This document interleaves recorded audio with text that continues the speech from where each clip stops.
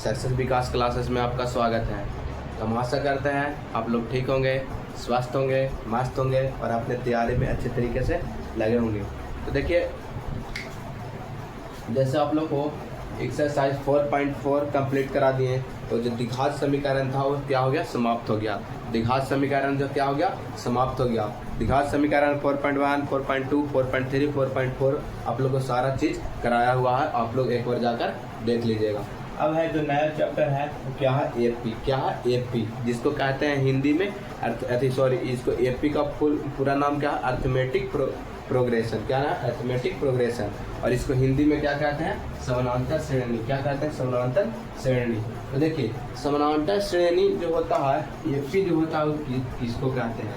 पहला सवाल यहाँ पर उठेगा, एपी किसको कहते हैं। एपी मान लिया जाए कि ऐसे 2-4 अंक दिया हुआ है, 2, 5, 8, 11 डॉट डॉट डॉट, जिसका सार्व अंतर यानी जिसका जो सार्व अंतर को डी द्वारा सूचित किया जाता है। सार्व अंतर को किसके द्वारा सूचित किया जाता है, डी द्वारा। और जो ये जो होता है ये है क्या है, ये जो है प्रथम पद। ये क्या है, इसको क्या कहते हैं, प्रथम पद कहते हैं। क्या कहते हैं इसको, प्रथम पद कहते हैं। क्या कहते हैं, इसको प्रथम पद कहते हैं। और डी जो है इसको क्या कहते हैं, सार्व अंतर। इसको क्या कहेंगे, दूसरा पद। इसको क्या कहेंगे, तीसरा पद। इसी तरह से इसको क्या करेंगे, इसको क्या बोलेंगे, चौथा पद। इसको प्रथम पद, दूसरा पद, तीसरा पद, चौथा पद। इस तरह से डॉट डॉट डॉट चला जाएगा। अरे क्या है, डी यानी क्या है, सार्व अंतर। क्या, सार्व अंतर। तो देखिए, डी जो है इस सार्व अंतर, ये जो है कैसे निकलता है। तो डी निकालने के लिए, सार्व अंतर निकालने के लिए A2 - A1 करते हैं, यानी दूसरा पद में से पहला पद को घटाते हैं। तो 5 - 2 बराबर क्या है, 3। उसी तरह से अगर हम डी निकालते हैं, D1 निकाल दिए, अगर D2 निकालते हैं तो देखिए तीसरा पद उसी तरह से क्या करेंगे, ऐसा ही घटाते चल जाएंगे। मान लिया दूसरा पद में से पहला पद को घटाएं, फिर तीसरा पद में से दूसरा को घटाएंगे, फिर चौथा पद में से तीसरा को घटाएंगे। तो अगर हम A3 - A2 करते हैं तो A3 कितना है, 8 और A2 कितना है, 5। 8 में से 5 गया, कितना बच गया, 3 बच गया। तो आप लोग को यहाँ पे देखिएगा तो कुछ आप लोग को थोड़ा सा नज़र आ रहा होगा। वो क्या आ रहा होगा, यहाँ पे देखिए 3 क्या आ रहा, सब बार बार घटा रहे हैं तो 3 जो है सब में घटाने पर आ रहा है। यानी जो सार्व अंतर जो आ रहा, डी का जो वैल्यू आ रहा तो सब में क्या आ रहा, 3 आ रहा है। डी का वैल्यू सब में क्या आ रहा, 3 आ रहा। तभी हम मान लेते हैं कि क्या है, ये एपी में है। तब हम जान जाते हैं कि क्या है, मेरा एपी में ये बनाया हुआ है जो है कि क्या है, एपी में है। ऐसे प्रश्न ऑब्जेक्टिव में रहता है, ऐसे दे देगा, बोलेगा कि 4 गो ऑप्शन ऐसे दे देगा, बोलेगा बताइए इनमें से कौन एपी में है। तो आप लोग कैसे जांच कीजिएगा, सेकंड में से पहला पद को घटाइएगा तो कितना आता है, फिर से थर्ड में से सेकंड पद को घटाइएगा तो कितना आता है। अगर सेम आएगा, घटाने पर सेम अंक आएगा, सेम संख्या आएगा तो हम क्या मानेंगे कि एपी में है। अगर अलग अलग आता है तो क्या मान लेंगे, जैसे है 2 है, 5 है, 9 है, 12 है।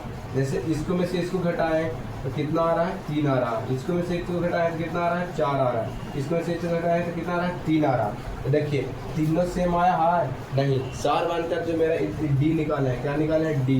क्या निकाले हैं, डी। कैसे डी निकाला जाता है, दूसरा में से पहला, तीसरा में से दूसरा, चौथा में से तीसरा। अगर हम डी निकाले हैं तो सभी का डी क्या आया है, बराबर नहीं आया है। इसी चलते ये क्या है, एपी में है जो नहीं होगा। एपी में क्या होगा, नहीं होगा, एपी में नहीं होगा। अगर सभी का डी यहाँ पे अगर इसका भी निकालेगा, 11 में से 8 गया जाएगा तो कितना बचेगा, 3 बचेगा। तो देखिए इसमें सभी जो है डी जो सार्व अंतर है समान आया है, तो हम मान लेते हैं कि सार्व अंतर डी अगर समान आता है तो क्या होता है, एपी में होता है। अगर डी जो है देखिए अलग अलग आ जाता है तो एपी में नहीं होता है। तो ऐसा प्रश्न आप लोग को ऑब्जेक्टिव में पूछा जाता है। डायरेक्ट यहाँ से उठा कर प्रश्न पूछ देगा कि कौन एपी में है। तो हम आशा करते हैं कि इतना चीज़ आप लोग समझ गए होंगे। एक बार इसको आप लोग स्क्रीनशॉट ले लीजिए, एक बार क्या कीजिए, इसको स्क्रीनशॉट ले लीजिए। हम आशा करते हैं आप लोग स्क्रीनशॉट ले लिए होंगे। अब देखिए इतना चीज़ अगर आप लोग समझ गए हैं तो अब देखिए यहाँ पे इतना चीज़ अगर समझ गए हैं, अब प्रश्न की ओर चलते हैं। मान लिया जाए आप लोग एक आध गो आप लोग एक क्वेश्चन दे रहे हैं, इसको आप लोग को बताना है कि एपी में है या नहीं, एपी में है या नहीं।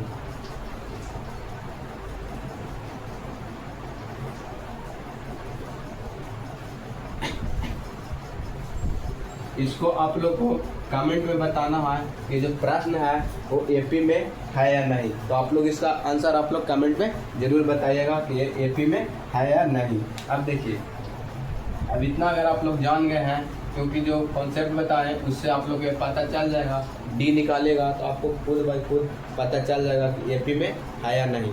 अब देखिए प्रश्न में है एक्सरसाइज 5.1 जो एपी में है वो क्या कह रहा है कि निम्नलिखित स्थितियों में किन स्थितियों में संबंध संख्याओं की सूची एपी है और क्यों। कह रहा है ना कि जो नीचे स्थितियाँ दिया हुआ है वो है एपी में है और क्यों है एपी में, जिसका क्या बताना है, कारण बताना है।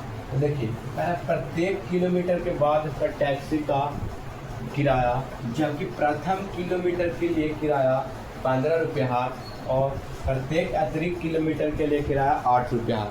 देखिए मान लिया जाए आप कहीं जाते हैं तो आप अगर 1 किलोमीटर जाते हैं, मान लिया जाए 1 किलोमीटर किए तो आप लोग का कितना रुपया लगा भाड़ा, 15 रुपया लगा भाड़ा।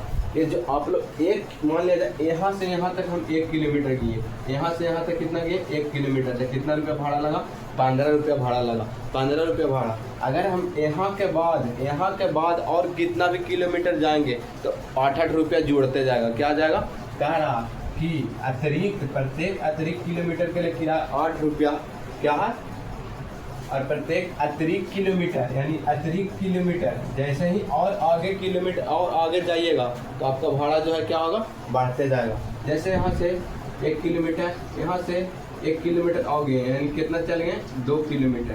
अगर हम यहाँ से 1 किलोमीटर और गए, क्या गए तो कितना बढ़ जाएगा, 15 प्लस 8 बढ़ जाएगा, कितना हो जाएगा 23 रुपया हो जाएगा। क्योंकि 1 किलोमीटर के लिए प्रति किलोमीटर यानी 1 किलोमीटर के लिए 15 रुपया था, और जैसा ही हम अतिरिक्त किलोमीटर 1 किलोमीटर के आगे मान लीजिए 1 किलोमीटर किए, फिर यहाँ से यहाँ 1 किलोमीटर किए तो कितना लगेगा, यहाँ से यहाँ गेला के बाद 8 रुपया अतिरिक्त लगेगा, यानी 15 रुपया और 8 रुपया कितना हो जाएगा, 23 रुपया हो जाएगा। उसी तरह से यहाँ से अगर हम 1 किलोमीटर और आगे जाते हैं तो कितना था, 23 रुपया यहाँ तक लगा था, यहाँ से और आगे जाते हैं तो 23 रुपया और 8 रुपया और जुटेगा, कितना हो जाएगा 31 रुपया हो जाएगा।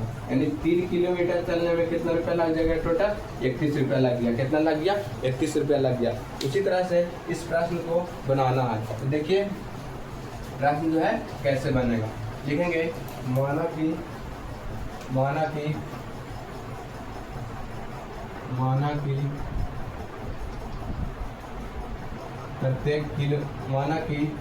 प्रथम किलोमीटर का किराया, माना कि प्रथम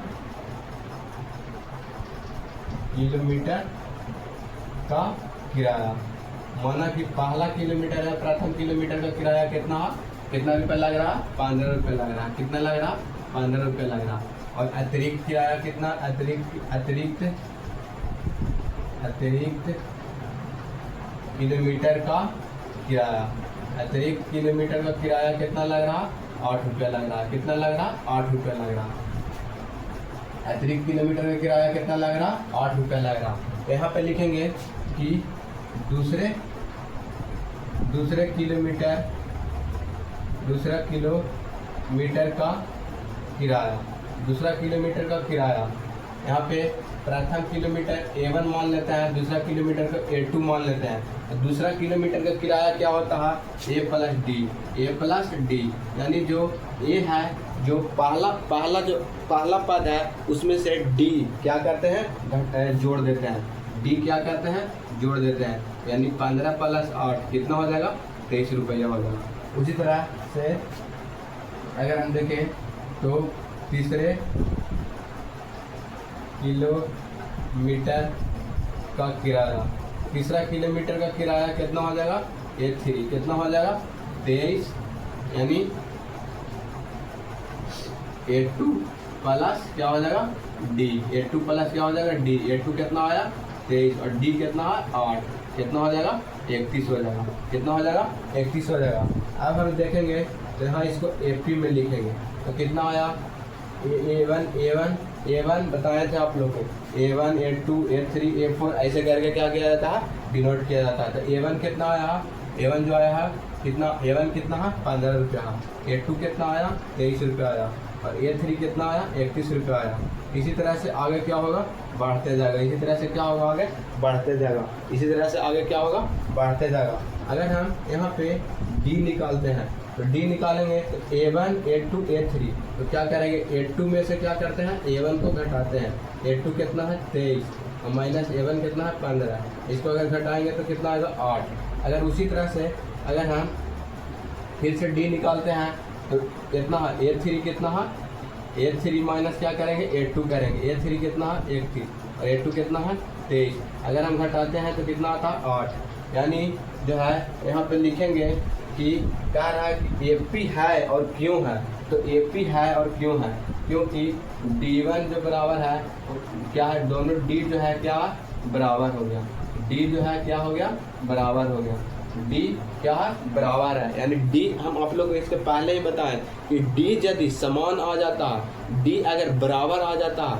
A1 A2 A3 A4 A5 इसे सब कितना तक दिया रहा है, अगर सब को निकालेंगे इस दूसरा पद में से पहला पद, तीसरा पद में से दूसरा पद, चौथा में से तीसरा पद, पांचवा में से चौथा पद, यानी इसको एक इधर से काम करके घटाते जाते हैं। जैसे पहला पद है दूसरा में से पहला घटाएं, फिर तीसरा में से दूसरा घटाएंगे, अगर चौथा रहता है चौथा में से तीसरा घटाते, ऐसे घटाते जाएंगे। अगर घटाते जाएंगे तो D जो है सर्व अंतर निकल के आएगा और सब D अगर D जो है सर्व अंतर निकल कर आएगा और सभी बराबर आएगा तो हम क्या मानेंगे सर्व अंतर, तो क्या मानेंगे कि AP में है। तो लिखेंगे अतः सर्व अंतर बराबर है,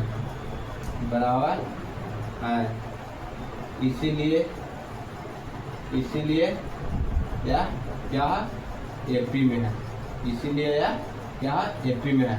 तो देखिए वही पूछ रहा था संख्याओं की सूची AP है और क्यों है, तो क्या कहें क्यों AP है, क्योंकि सर्व अंतर बराबर है इसीलिए क्या AP में है। तो हम आशा करते हैं ये प्रश्न आप लोग सीख गए होंगे, काफ़ी इजी तरीका से आप लोग को ये प्रश्न को समझाए हैं। हम आशा करते हैं आप लोग सीख गए होंगे, आप लोग इसको एक बार स्क्रीनशॉट ले लें।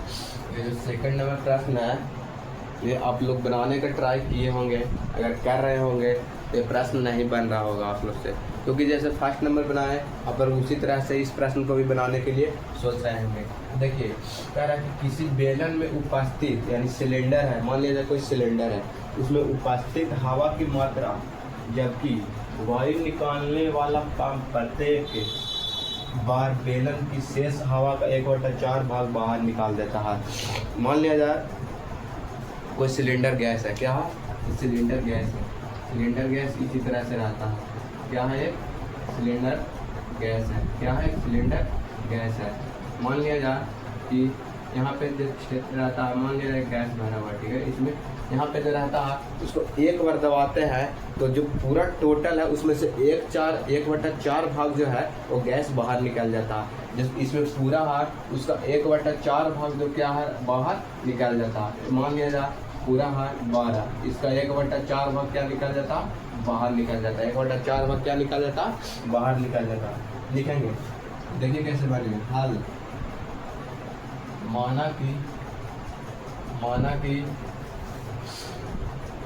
सिलेंडर में हवा की मात्रा, माना कि सिलेंडर CYLINDER या बेलन में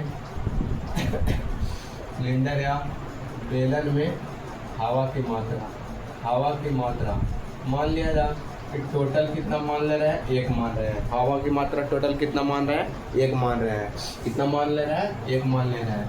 हवा में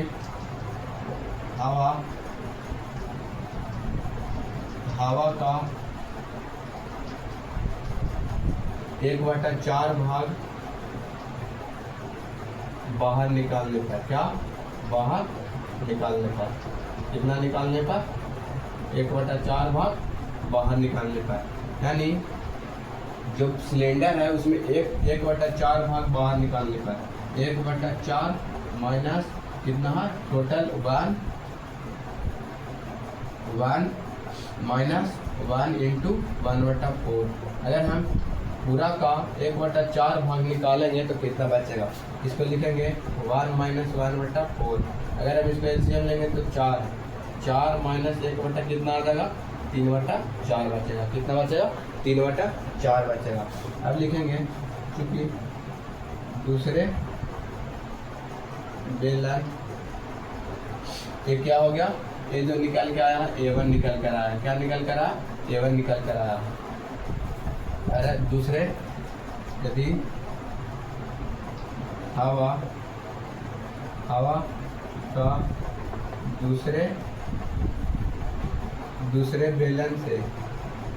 दूसरे बेलन का 1/4 भाग बाहर निकालने पर, 1/4 भाग क्या करने पर बाहर निकालने पर, अगर हम फिर से इसी में से मान लिया जाए 1/4 भाग निकाले तो 3/4 बचा। अब 3/4 बचा यानी इसमें से भी 1/4 भाग निकाल देते हैं तो कितना बचेगा 3/4 माइनस 3/4 गुने 1/4। देखिए 3/4 माइनस 3 कितना हो जाएगा 16 हो जाएगा। अगर हम इसको एलसीएम लेंगे तो 16 4 चौके 16 4 3 12 माइनस 3, 12 में से 3 जाएगा कितना बचेगा 9/16 बच जाएगा। कितना बच जाएगा 9/16 बच जाएगा। लिखेंगे अतः सूची, क्या लिखेंगे सूची। देखिए A1 कितना हो गया, A1 जो है 1 है, एक क्या निकल के आया A जो है A2 निकल के आया, एक क्या निकल के आया A3 निकल के आया। A1 1 है, A2 कितना है 3/4 है, 9/16 है। इसी तरह से आगे है। अगर हम इसको हम D1 निकालते हैं तो क्या बताएं थे सेकेंड पद में से पहला पद को घटाना है 3/4 माइनस 1, 4 एलसीएम लेते हैं 3 माइनस 4 कितना निकल के -1/4 आ जाएगा। अगर उसी तरह से हम अगर D2 निकालते हैं तो A3 माइनस A2 यानी 9/16 माइनस 3/4 आएगा। 16 में से 4 घटाएंगे तो 16 और 4 कैसे 16, 9 माइनस कितना हो जाएगा 12 यानी कितना हो जाएगा -3 कितना हो जाएगा 16 हो जाएगा। कितना हो जाएगा -3/16 हो जाएगा। देखिए D1 और D2 बराबर नहीं है, लिखेंगे अतः D1 is not equal to D2। D1 यानी सार्व अंतर बराबर आता था तभी क्या मानते हैं AP में मानते थे। लिखेंगे अतः यह AP में नहीं है, क्या है AP में नहीं है, क्या है AP में नहीं है। देखिए इस प्रश्न को एक बार और समझिए। कह रहा किसी बेलन में उपस्थित हवा मान लिया जाए पूरा फुल टैंक है, मान लिया जाए 1 मात्रा है, कितना मात्रा 1 मात्रा है, जबकि वायु निकालने वाला पंप मान लिया जाए कोई वायु निकालने वाला जब सिलेंडर में देखते हैं एक पंप लगा हुआ रहता, निकालने वाला पंप एक बार वाला पंप प्रत्येक एक बार बेलन की शेष हवा का 1/4 भाग निकालता है। मान बार जो है ना मान लिया जाए 1/4 निकाला तो जो बचा फिर उसका जो बचा उसका 1/4 भाग निकालेगा, फिर जो बचेगा उसका 1/4 भाग निकालेगा। इसी तरह से निकालेगा। इसके बाद जो सूची में आएगा A1 A2 A3 A4 निकल के आएगा। उसके बाद हम D सार बनता है यानी D निकालेंगे तो देखिए D निकालने के बाद अलग अलग आ जा रहा है, तो इसीलिए D1 और D2 बराबर नहीं है तो AP में नहीं होगा। यही चीज़ आप लोग को सबसे फर्स्ट बार में ही यही बात बताए थे। तो देखिए अगर D1 D2 बराबर रहता तो AP में होता, तो D1 D2 बराबर नहीं है यानी सार अंतर बराबर नहीं है तो AP में नहीं होगा। हम आशा करते हैं आप लोग सीख गए होंगे। इसको आप लोग स्क्रीनशॉट प्रश्न कैसे बनेगा। कह रहा दी हुई AP के प्रथम 4 पद लिखे जबकि प्रथम पद A और सार्वंतर D निम्न है। तो आप लोग को बताए थे कि जो पहला पद होता है मान लिया जाए 2 4 6 इसको प्रथम पद बोलते हैं, इसको घटाते हैं जिसको D बोलते हैं यानी सार्वंतर बोलते हैं। तो देखिए जो बताए थे वो तुरंत आ गया। और ऐसा प्रश्न देखिए कैसे बनेगा। लिखेंगे पहला पद क्या है, पहला पद जो है A1 जो है वो कितना दिया हुआ 10, D जो है क्या है सार्वंतर, D जो है क्या है इसको क्या बोलते हैं सार्वंतर, D को क्या बोलते हैं सार्वंतर, कितना दिया हुआ 10 दिया हुआ। अब यहाँ से अगर हम दूसरा पद निकालेंगे, क्या निकालेंगे, इसी तरह से के को पद क्या है, प्रथम 4 पद लिखिए। कितना पद ज्ञात करना, 4 पद ज्ञात करेंगे। तो दूसरा पद निकालेंगे तो क्या हो जाएगा, a प्लस डी हो जाएगा। क्या हो जाएगा, a प्लस डी। a का वैल्यू कितना दिया हुआ 10 और d का वैल्यू कितना दिया है 10, यानी कितना हो जाएगा 20। उसी तरह से अगर हम तीसरा पद निकालते हैं, कौन सा पद निकालेंगे, तीसरा पद निकालेंगे तो क्या लिखेंगे, तीसरा पद निकालेंगे। ये क्या था, दूसरा पद, क्या था, दूसरा पद a2। ये क्या है, तीसरा पद, क्या है, तीसरा पद a3, यानी क्या निकालेंगे, a2 प्लस d। a2 कितना आया 20 और d कितना है 10, यानी कितना आ जाएगा 30 आ जाएगा। इस तरह से अगर हम चौथा पद लिखेंगे, क्या लिखेंगे, चौथा पद। चौथा पद क्या होगा, a4। अगर a4 हम निकालेंगे चौथा पद तो a3 प्लस d। a3 कितना है 30 और d कितना है 10। 30 और 10 कितना हो जाएगा 40। तो लिखेंगे प्रथम 4 पद, यानी अगला 4 पद। क्या लिखेंगे, अगला 4 पद। अगला 4 पद कौन कौन हो जाएगा, a1 10, a2 20, a3 30, a4 40। इसी तरह से आगे बढ़ता चला जाएगा। यही क्या हो जाएगा, आंसर हो जाएगा। आशा करते हैं ये समझ गए होंगे।